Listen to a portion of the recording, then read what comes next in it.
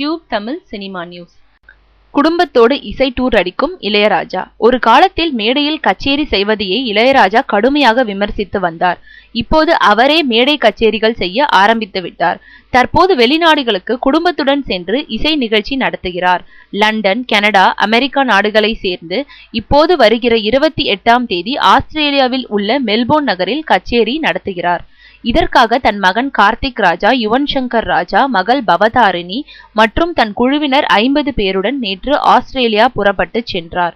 செல்லும் முன் அவர் நிருபர்களிடம் கூறியது இது: முன்பெல்லாம் வெளிநாட்டில் இசை நிகழ்ச்சி நடத்த யாருக்கும் ஆர்வம் இல்லை. ஏன்னா அதுக்கு நிறைய செலவாகும். செலவு பண்ண யாரும் தயாராக இல்லை.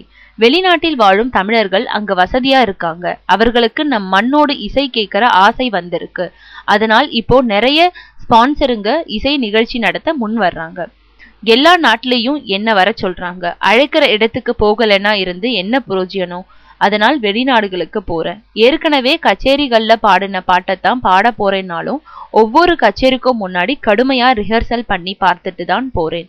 ஏன்னா சினிமா இசைங்கிறது லேசுப்பட்டதல்ல. பல வாத்திய கருவிகளோட இசையும் சரியா சேரலனா மியூசிக் டிராபிக் ஜாம் ஆயிடும் என்றார் இளையராஜா.